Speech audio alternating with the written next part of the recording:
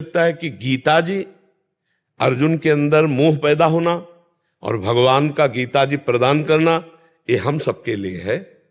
अर्जुन तो भगवत स्वरूप ही है।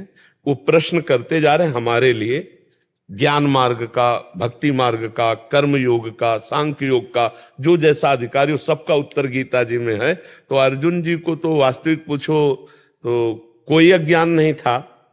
तो भगवान ने जब कहा, गौर से देखना गीता जी में, भगवान से जब अर्जुन जी ने कहा कि दोनों सेनाओं के मध्य में हमारे रथ को हे केशव खड़ा करो, तो खड़ा करके कहा देखो अर्जुन, वो ही कहने में ही घुस गई भगवान की माया। देख अर्जुन, अरे ये तो सब हमारे रिश्ते नाते, चाचा ताऊ, इनको मारूंगा। और अभी तक दिव्यास्त्र जो समेट रहे थे, तो किनके लिए समेट रहे थे? इन्हीं के लिए तो समेट रहे थे। तब नहीं मोह हुआ, जब भगवान ने कहा देख अर्जुन, तब हुआ। इसका मतलब भगवान गीता वहां प्रकट करना चाहते हैं अर्जुन के हृदय में मोह पैदा करके। वो विराट, वो महिमा, वो सब हमको दिखा रहे हैं। हम जाने कि हमारे प्रभु कैसे हैं, हमारे प्रभु कौन है। तो देखो, भगवान के विविध रूप हैं।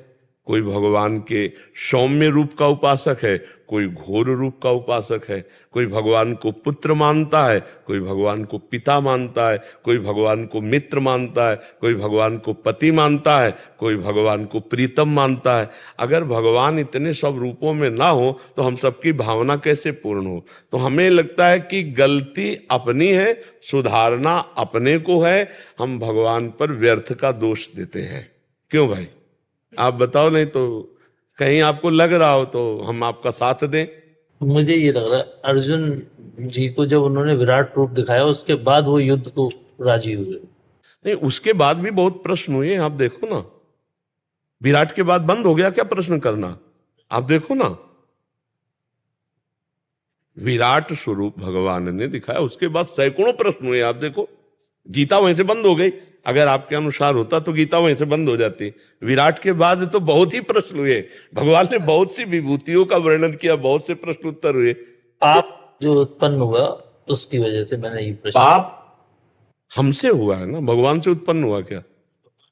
तो गलती हम अपनी माने, भगवान से भी माने और अपने मन से भी माने कि हम गलत हो गए। देखो, अभी इसके पीछे बैच में हमने कहा था कि जब हमारी 4 बहनें हमारे साथ खेलती होती हैं तो हमारे अंदर पाप बुद्धि नहीं आती है, वो हमारे समान ही हो। लेकिन दूसरी की एक बहन देखकर हमारे अंदर पाप बुद्धि क्यों आ जाती? भाई बहन कैसे खेलते, कभी वो पीट रही, कभी ऐसे लड़ाई हो रही, कभी हंस रहे, कभी खेल रहे, कभी पाप वासना नहीं आती? कुछ नहीं होता, क्योंकि वो मेरी बहन है। वहां कभी काम भाव आता नहीं, और वहीं दूसरे की बहन है। अब इसमें भगवान का दोष है या हमारा दोष है? बात ध्यान देने योग्य बात है। इसमें गलती मेरी होती है जहां हम पाप कर्म करते। भगवान ने आपको पत्नी दी, आप उसमें सीमित हो जाइए। भगवान ने एक सीमा बना दी। मान लो पानी ग्रहण किया, पत्नी दे दी, तो आपके विलासिता के लिए एक सीमा बना दी। एक परिवार के घेरे में आपको धर्म में बांध दिया गया। अब उसके विपरीत आप चलो कि भगवान केवल हमारी स्त्री बनाते और स्त्री बनाते ही नहीं तो पाप ही नहीं होता। तो भगवान ने कानून भी बनाया है, पुलिस भी बनाई, डंडा भी बनाया है, और वकालत भी बनाई, जेल भी बनाई, और नरक भी बनाया, और दुर्गति भी बनाई। तो हमको ये बात ध्यान देनी, लोग जो कहते हैं भगवान की इच्छा के बिना पत्ता नहीं हिलता, नहीं, उस बात पे तुम हो क्या? हमें तुमसे पूछते हैं कि उस स्थिति में हो कि भगवान की इच्छा के बिना पत्ता नहीं हिलता। इस स्थिति में आ जाओ और तुमसे पाप हो जाए तो हमसे बता देना। तुम अहंकार की स्थिति में हो, मैं देखता हूं, मैं सुनता हूं, मैं भोगता हूं, और आप दोष देते हो कि भगवान की इच्छा के बिना पत्ता। जब अपनी इच्छा को भगवान की इच्छा में मिला दी जाती है तो पाप हो ही नहीं सकता, क्योंकि अहंकार से पाप होता है। आप अपनी इच्छा को शास्त्र इच्छा या गुरु की इच्छा में मिला दो, फिर पाप हो जाए तो हमें बताओ। भगवान की इच्छा में मिला दो, फिर पाप हो जाए तो बताओ। हम अपनी इच्छाओं को भगवान की इच्छा में थोप देते हैं। जैसे हमारे मन में आया कि अब ये करें, अब वो गलत हो गया, बोले अगर भगवान की इच्छा ना होती तो ऐसा गलत क्यों होता? नहीं, तुम्हारी इच्छा थी, भगवान की इच्छा नहीं थी। तुम फंसे हो अपनी इच्छा में। अगर जा ही न चाही कबहु कछु, तुम सन सहज सने, तो बसो निरंतर तासुर सो रावण ने जिगे। वो तो बहुत सिद्ध पुरुष है जिसकी कोई इच्छा ही नहीं। हम लोग अभी थोड़ा ज्ञान की धारा में हैं, इसलिए ऐसा सोचते हैं कि हमें देखना है भगवान की इच्छा और अपनी इच्छा, इन दोनों में भेद देखना है। अपनी इच्छा मुझे गलत ले जा रही, भगवान की इच्छा कभी गलत नहीं ले जा सकती। थोड़ा अपनी इच्छा को भगवान की इच्छा में मिला के देखो, फिर आपको कैसा लगता है, कितना आनंद मिलता है। लेकिन हम भगवान की इच्छा में अपनी इच्छा नहीं मिलाते, अपनी इच्छा करके और फिर उसे भगवान की इच्छा में थोप देते हैं।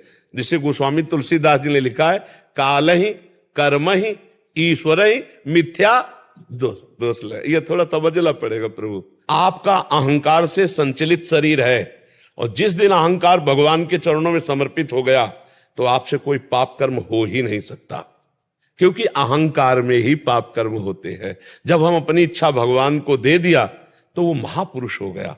बस इच्छा ही तो बंधन का कारण है, इच्छा ही बंधन। जितने हमसे पाप होते हैं इच्छा के कारण होते हैं, और वो इच्छा शरीर को लेके होती। अगर हम अपने स्वरूप को जान जाएं और अपनी इच्छा प्रभु के चरणों में समर्पित कर दें तो ब्रह्मभूता प्रसन्न आत्मा न सोचति न कांक्षति, इच्छा नहीं रह जाएगी।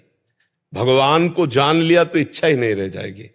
तो इसलिए नाम जप करते हो आप, कोई नशा करते हो, बस तो धीरे धीरे समझ जाओगे हमारी बात। नाम जप करो और बहुत दूसरी बार मैं यहाँ आया। हाँ, ये भगवान जब कृपा करते हैं ना तब साधु संग मिलता है। हाँ बिल्कुल, बहुत अच्छे से चलो। गृहस्थी में रहते हुए भी बढ़िया साधु हृदय, साधु हृदय, साधु हृदय होता है ना। वेशभूषा में मतलब वेशभूषा है और गलत आचरण हो तो फिर वो ठीक नहीं है। वेशभूषा हो या ना हो, हृदय अच्छा हो, बढ़िया है। अपने धर्म से चलो, नाम जप करो, और भूखे कभी दरवाजे कोई आ जाए तो खाली मत जाने दो। चाहे एक रोटी दो, चाहे एक वचन ही दे दो। सबसे पहला आदर होता है आए हुए अतिथि का गृहस्थ में सत्कार करना। राधे श्याम, राधे राधे पहला होता है।